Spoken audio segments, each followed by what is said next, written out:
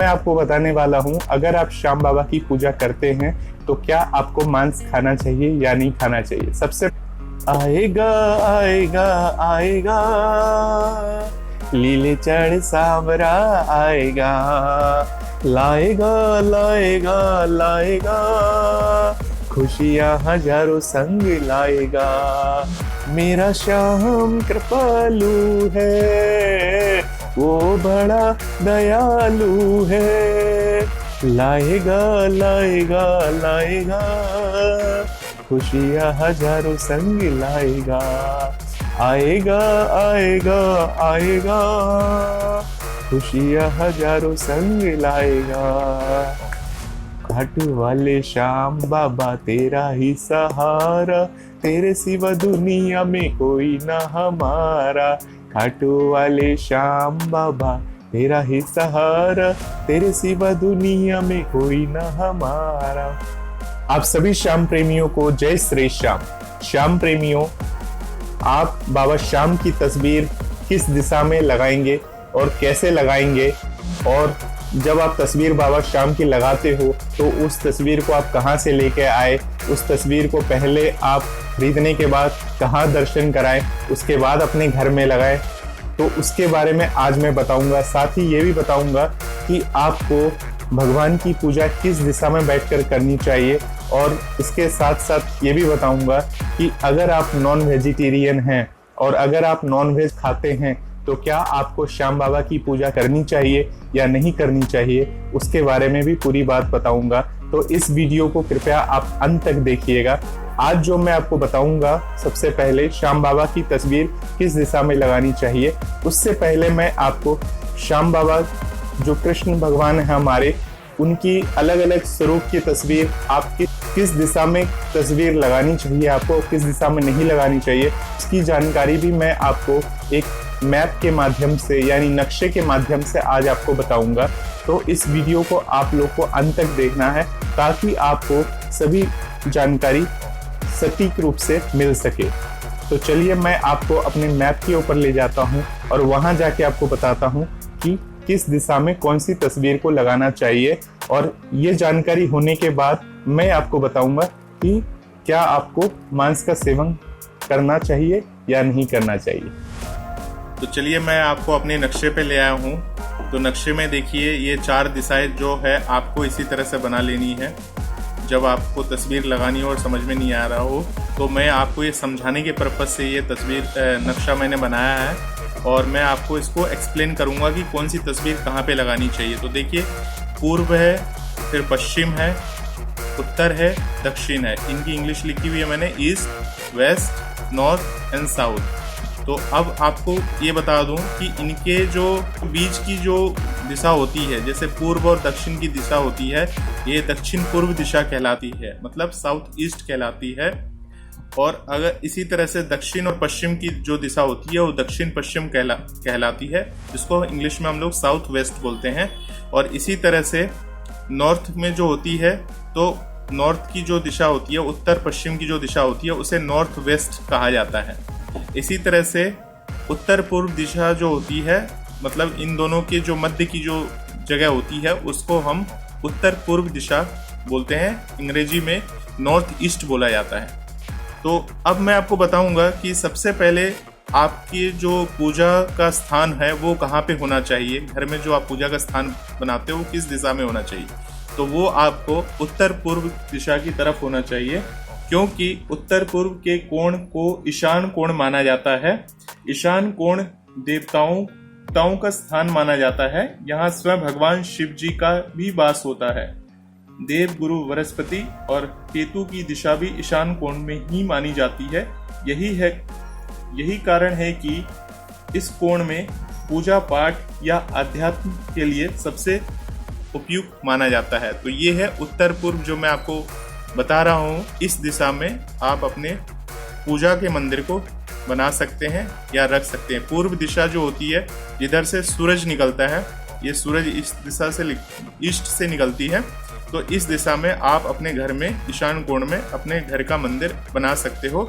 नहीं है अगर आपके पास ऐसी जगह नहीं बन रही या इस जगह में कुछ और आ रहा है, तो पूर्व दिशा की तरफ भी आप मंदिर को बना सकते हो। मतलब आपका पूजा करने, आप जब भगवान की पूजा करते हो तो आपका मुख पूरब दिशा की तरफ होनी चाहिए। चलिए अब मैं आपको बता दूं, उत्तर पूर्व की तरफ आप भगवान श्री कृष्ण के माखन चोरी करने वाला जो तस्वीर आता है बाल रूप में, जब वो माखन चोरी करते हैं, उस तस्वीर को आप उत्तर पूर्व दिशा की तरफ लगा सकते हैं मंदिर में। अगर आप इस दिशा में भगवान की तस्वीर को लगाते हैं तो इसमें आपको फायदे क्या होते हैं वो भी बता देता हूँ। आपकी आत्मविश्वास में सबसे ज़्यादा वृद्धि होगी, आपकी याददाश्त और बुद्धि का विकास होगा। तो आप इस दिशा में माखन चोरी करते हुए वाली जो तस्वीर आती है बाल गोपाल की, वो आप उत्तर पूर्व दिशा में लगा सकते हैं। चलिए अब बात करते हैं पूर्व दिशा की। तो पूर्व दिशा में आप कौन से भगवान को लगा सकते हो, किस भगवान को लगा सकते हो? तो इस दिशा में आप विष्णु भगवान की तस्वीर को आप इस दिशा में, पूर्व दिशा में आप लगा सकते हैं। इस दिशा में आप श्याम बाबा की तस्वीर को भी आप इसी दिशा में लगा पाएंगे। खाटू श्याम जी की जो तस्वीर होती है वो आप ईस्ट दिशा में, ईस्ट में यानी पूर्व में आप लगा सकते हैं। अगर आप इस दिशा में भगवान की तस्वीर को लगाते हो तो आपको धन में वृद्धि होती है और आपको व्यापार में उन्नति होती है। अगर आपका व्यापार किसी कारण से डूब रहा है या उन्नति नहीं कर पा रहा, तो आप इस दिशा में भगवान की गोपाल स्वरूप की तस्वीर लगा सकते हैं। श्री कृष्ण भगवान की गोपाल स्वरूप की तस्वीर इसी दिशा में आपको लगानी है, पूर्व दिशा में, अगर आप अपने व्यापार में उन्नति चाहते हो तो। चलिए अब बात करते हैं दक्षिण पूर्व दिशा की। दक्षिण पूर्व दिशा में कौन से भगवान की तस्वीर लगनी चाहिए? श्री कृष्ण की। इसमें आपको विराट स्वरूप, जो विराट स्वरूप मतलब उनके जो, जब उन्होंने वीर बर्बरी को अपना विराट स्वरूप के दर्शन दिए थे, वो स्वरूप की फोटो आप साउथ ईस्ट यानी दक्षिण पूर्व दिशा में लगा सकते हो। अगर आप इस तस्वीर को इस दिशा में लगाते हो तो आपको उस तस्वीर लगाने के स्वरूप आपके अंदर अलग ही एनर्जी होगी, एक पॉजिटिव एनर्जी आएगी आपके अंदर। तो आप उस तस्वीर को, भगवान के उस विराट स्वरूप यानी महान स्वरूप की तस्वीर को दक्षिण पूर्व दिशा में लगा लीजिए, तो आपके लिए बहुत अधिक फायदेमंद हो सकता है। चलिए अब बात करते हैं दक्षिण दिशा की। तो दक्षिण दिशा में आपको कौन से भगवान की तस्वीर लगानी चाहिए? श्री कृष्ण भगवान की बात हो रही है यहाँ पे। तो श्री कृष्ण भगवान की आपको गोवर्धन पर्वत उठाते हुए वाली जो तस्वीर आती है श्री कृष्ण की, उस तस्वीर को आपको दक्षिण दिशा की तरफ लगानी है। गोवर्धन पर्वत जो है वो संरक्षण का प्रतीक है। मतलब जब उन्होंने अपनी एक उंगली पे गोवर्धन पर्वत को उठाया था, तो आप सभी जानते हैं कि क्यों उठाया था। वृंदावन के जो वासी लोग हैं और मथुरा के वासी के जो लोग हैं, उनकी वो गोवर्धन पर्वत उठा के उन सभी की रक्षा की थी उन्होंने। तो गोवर्धन पर्वत संरक्षण का प्रतीक है।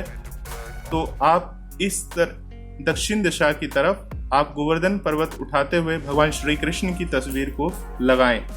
इसमें आपको तस्वीर लगाने एक और फायदा होता है कि आकस्मिक कोई भी घटनाएं हो जाती हैं या दुर्घटना हो जाती है, उनसे आपकी रक्षा होती है, अकाल मृत्यु से रक्षा होती है। तो दक्षिण दिशा बहुत ही शुभ मानी जाती है भगवान श्री कृष्ण के लिए, तो उस जगह में आप लगाएं।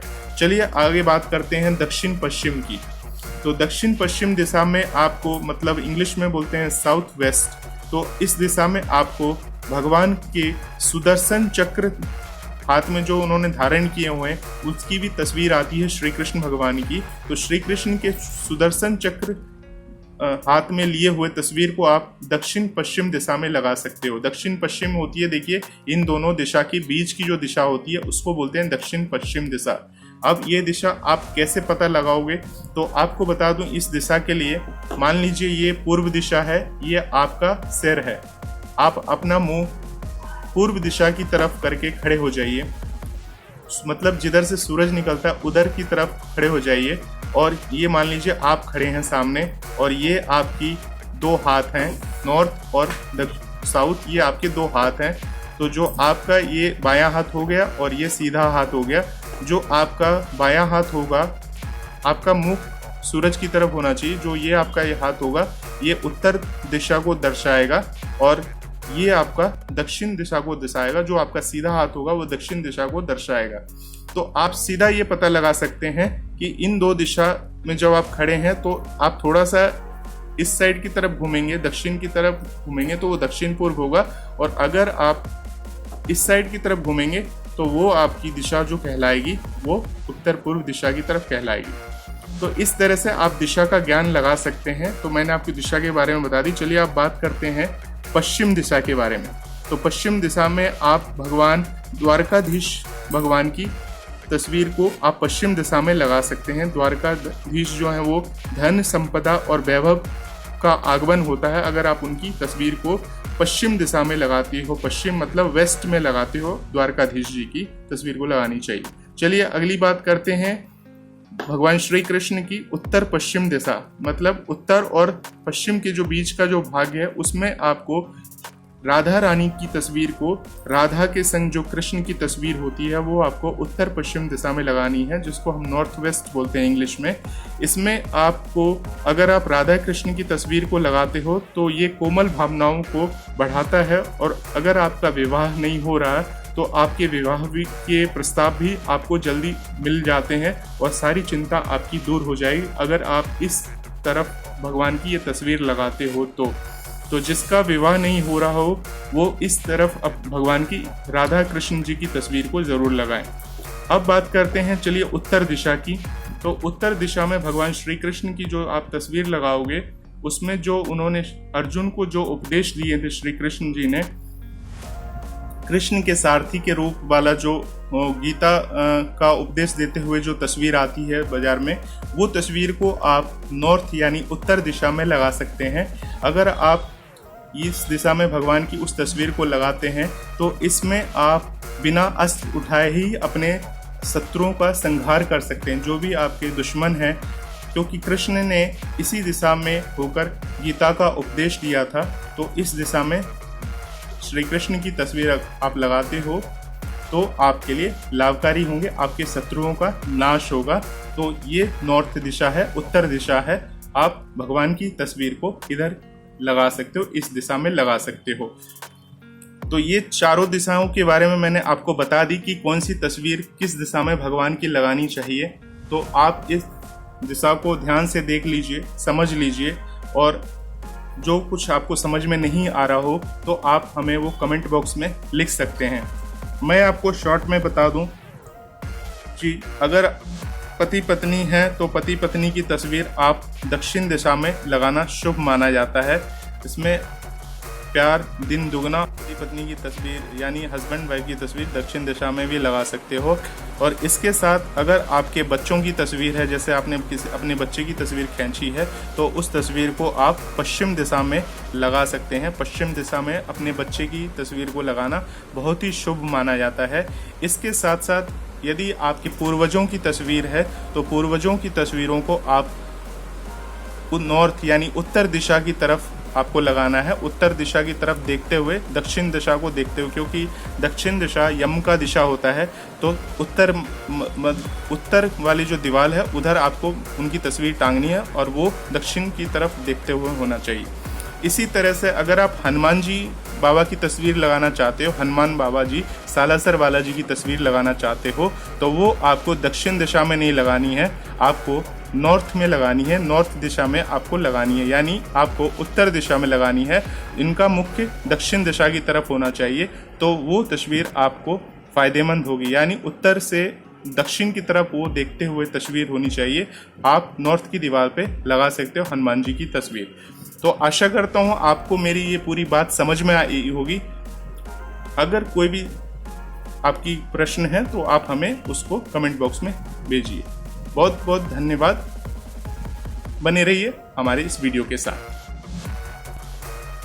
तो श्याम प्रेमियों, आपने देख लिया है जो मैंने आपको सटीक जानकारी दी है इस नक्शे के जरिए। तो इस नक्शे के जरिए ही आप अपने घर में वास्तु शास्त्र के अनुसार तस्वीरों को लगाएं। जो जगह जहाँ पे बनी है, जो भगवान की जगह जहाँ पे स्थापित है, उस जगह में आप इन तस्वीरों को लगाएं। तो चलिए अब मैं आपको बताने वाला हूँ, अगर आप श्याम बाबा की पूजा करते हैं तो क्या आपको मांस खाना चाहिए या नहीं खाना चाहिए। सबसे पहले आपको बता दूं, ये तो आप सभी जानते हैं कि मांस किसी भी जानवर का हो, अगर आप बाबा की पूजा करते हैं या किसी भी देवी देवता की पूजा करते हैं तो मांस खा के पूजा नहीं करनी चाहिए, क्योंकि जो मांस का जो रूप होता है वो तामसी स्वरूप होता है। मतलब जब आप पूजा करने के लिए मांस खा के बैठते हैं तो उसका आपको कोई प्रतिफल नहीं मिलता, बल्कि आप पाप के भागीदार बन जाएंगे। तो इसलिए मांस का सेवन करके आप पूजा स्थल में ना बैठे। अगर आप मांस नहीं छोड़ना चाहते या मांस खाना ही चाहते हैं तो आपको बता दूं तब आपको क्या करना है। तब आपको एक तरीका बताता हूं। जैसे आप सुबह में पूजा करते हो तो आप ये कोशिश करिए जो मांस का सेवन है वो आप सुबह, दोपहर या संध्या के समय ना खाएं। अगर आप उसको बनाना चाहते हैं, जो मांस है, सबसे पहले तो मैं आपको यही बोलूँगा कि अगर आप भक्ति में आ गए हैं तो मांस खाना छोड़ दीजिए, क्योंकि मांस एक अलग चीज है, ये आपकी मर्जी है। मैं सिर्फ आपको बता सकता हूँ श्री कृष्ण भगवान ने भोजन को 3 स्वरूपों में बांटा है। एक है सात्विक भोजन, एक है आपका राजसिक भोजन और एक है आपका तामसिक भोजन। तो सात्विक भोजन में वो सारी चीजें आ जाती हैं जो सात्विक होती हैं। सात्विक में मतलब जैसे दाल हो गई आपकी, चावल हो गया आपका, रोटी हो गई, अनाज से रिलेटेड हो गया, हरे पत्तेदार सब्जियां हो गई, ये सारी सात्विक भोजन में आ जाती हैं। राजसिक भोजन में आपको मसालेदार खाना, चटपटा खाना, जो पुचका वगैरह हम खाते हैं, ये सारी चीजें जो मसालों से बनाई जाती है, अत्यधिक मसालों से उसको बनाया जाता है, वो राजसिक भोजन में कहा जाता है उसको। और तामसिक भोजन में आ जाता है तामसिक चीजें, जैसे आपकी लहसुन है, प्याज है, और इसके साथ साथ आपको लहसुन प्याज के साथ साथ जो आप नॉनवेज वगैरह अगर आप खाते हो तो ये सारी चीजें तामसिक भोजन में आती है। तो इन 3 भगवान ने 3 भोजन के प्रकार बताए हैं श्री कृष्ण भगवान ने। अन्य पुराणों के अनुसार तो भोजन को नहीं खाना चाहिए। अब आप देखते हैं कि किसी जगह मांस खाया जाता है, कई ब्राह्मण लोग किसी जगह के, जैसे आप उड़ीसा चले जाए, पश्चिम बंगाल चले जाएं या बिहार चले जाएं, तो कुछ ब्राह्मण जो वहाँ के जो समाज के ब्राह्मण लोग हैं वहाँ के ये मांस प्रसाद के रूप में ग्रहण करते हैं। और बहुत सारे जो जगह हैं वहाँ पे प्योर वेजिटेरियन को फॉलो किया जाता है। तो देखिए बंगाल में आप जाते हैं तो वहाँ मछली को शगुन माना जाता है। शादी विवाह में मछली का चलन है कि दामाद को मछली का और नॉनवेज का रेसिपी वगैरह दिया जाता है। हालांकि मैं ये नहीं कहता, वहाँ पे भी बहुत सारे वेजिटेरियन लोग हैं, परंतु नॉन वेजिटेरियन की संख्या अधिक है। अधिकतर बंगाली शादियों में, या बिहार चले जाए तो बिहार में इन चीज़ों का मतलब लोगों को वहाँ पे खिलाया पिलाया जाता है। तो अगर आप मांसाहारी हैं और मांस खाते हैं तो आप संध्या के समय जब आप प्रातःकाल की पूजा कर लेते हैं श्याम बाबा की, और या संध्या की पूजा कर लेते हैं, पूजा करने के बाद रात्रि के बाद जब उसका पहले तो जहाँ मांस पकाते हैं उसके बर्तन अलग होने चाहिए, और जो जगह है अपने रसोई घर से बिल्कुल अलग होनी चाहिए। वो जगह जहाँ आपका वो मांस पकेगा, जहाँ आप बाबा की तस्वीर लगा रहे हो, जहाँ बाबा की पूजा कर रहे हो, वो वहाँ पे बिल्कुल भी मांस का सेवन ना करें, मांस को ना पकाएं। आप एक अलग से जगह ले लें, उधर में आप जाके उसका सेवन कर सकते हैं अपने लिए पर्सनली। परंतु जैसे सुबह हो जाती है तो सुबह आप फिर फ्रेश होके, मुँह हाथ धो के, अच्छे से नहा धो के, उसके बाद प्रातःकालीन आप पूजा कर सकते हैं। देखिए कृष्ण भगवान ने 3 स्वरूप भोजन के बताए हैं। आपके ऊपर है कि अब आपको वेजिटेरियन रहना है या नॉन वेजिटेरियन रहना है। जो नॉनवेज होता है वो राक्षसी भोजन के अंतर्गत आता है। मतलब जो राक्षस थे वो लोग भोजन वगैरह में नॉनवेज को खाते थे। देखिए किसी भी पशु पक्षी को मारना, सोचिए किसी की को मार के और उसको खाना एक बहुत बड़ा एक अपराध माना जाता है, एक पाप माना जाता है। परंतु कई देवी देवताओं को, कई लोगों का ये मानना है कि वो देवी देवताओं को जानवरों की भेंट भी देते हैं। पुराने जमाने में जो भेंट वगैरह देते थे, तो ये मान्यता है, अपनी अपनी मान्यता है। मैं किसी की मान्यता की खिलाफ नहीं जा रहा हूँ, जो जैसा मानता है वैसा मानता है। बट परंतु किसी भी पशु की हत्या करना बहुत ही बड़ा पाप है, जिसका पाप जो खाता है उसको भी लगता है, और जो नहीं खाता वो तो पाप से मुक्त ही रहता है। वेजिटेरियन है, भगवान ने हमें खाने के लिए इतनी अच्छी अच्छी चीज़ें दी हैं वेजिटेरियन चीज़ों में, उन चीज़ों का सेवन करें और उन चीज़ों से अपने बच्चों को हेल्दी रखें, पौष्टिक रखें। शाम की तस्वीर को आप अपने घर में कैसे लगाएंगे? सबसे पहले आप बाबा शाम की एक तस्वीर को खरीद लीजिए। खरीदने के बाद अगर आप खाटू धाम जा रहे हैं तो वो वहाँ पर अपने साथ बाबा की तस्वीर को लेके जाइए और बाबा को वो तस्वीर दिखाइए खाटू धाम में। दिखाने के बाद आपकी तस्वीर जो होगी वो सिद्ध हो जाएगी। उसके बाद उस तस्वीर को आप पूरे सम्मान पूर्वक अपने साथ अपने घर ले आए और घर में आके उस तस्वीर को आप लगाकर प्रतिदिन ध्यान से पूजा करें तो बाबा की पूरी कृपा आपके ऊपर बरसेगी।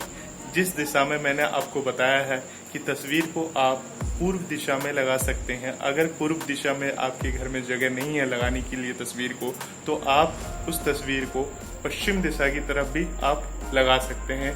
तो इस तरह से आप तस्वीर को आप लगाइए और बाबा की प्रतिदिन पूजा करिए। बाबा का आशीर्वाद और कृपा आपके ऊपर बनी रहेगी। देखिए, मैंने अपने घर में बाबा श्याम की तस्वीर इस तरह से लगाई है, तो आप भी बाबा श्याम की तस्वीर कुछ इस तरह से लगा सकते हैं और नीचे बाबा की इस तरह से लिख सकते हैं बाबा को, खाटू वाले श्याम बाबा तेरा ही सहारा, तेरे सिवा दुनिया में कोई ना हमारा। तो ये बाबा श्याम की तस्वीर और श्री गणेश जी के साथ इस तरह से आप लगा सकते हैं। और ये तस्वीर मैंने इस दीवार पे लगाई है चूँकि मेरे घर में पश्चिम दिशा, ये देखिए ये मेरे घर की पूर्व दिशा है और यहाँ पे बाबा की तस्वीर लगाने के लिए स्थान नहीं है क्योंकि यहाँ पर खिड़कियाँ दी गई हैं, तो इस कारण से यहाँ पे जगह नहीं है। तो इस कारण से मुझे इस तस्वीर को अपने घर में पश्चिम दिशा की तरफ लगानी पड़ी है। चूँकि मेरा मुँह, इनका मुँह, बाबा का मुँह जिधर से सूरज निकलता है उधर उनकी तस्वीर का मुख है, तो मेरा जो मुख होगा पूजा करने का वो बाबा की तस्वीर पूर्व दिशा की तरफ देखती हुई है और मेरा जो मुख होगा पूजा करने का वो पश्चिम दिशा की तरफ होगा। तो इस तरह से मैंने बाबा की तस्वीर लगाई है। अगर आपके घर में जगह है तो आप पूर्व दिशा में ही बाबा की तस्वीर को स्थापित करें। तो आशा करता हूँ आपको ये वीडियो समझ में आई होगी। अगर मेरी बात किसी को बुरी लगी हो या किसी भी को भी अच्छी न लगी हो तो उसके लिए मैं क्षमा प्रार्थी हूँ। अपना छोटा भाई या छोटा बेटा समझ के मुझे क्षमा कर दीजिएगा अगर मैंने कुछ कम या ज़्यादा बोल दिया हो। तो इस चैनल के साथ बने रहिए, आगे आपको एक नई वीडियो के साथ मैं आऊँगा। तब तक के लिए आप सभी को मेरा जय श्री श्याम।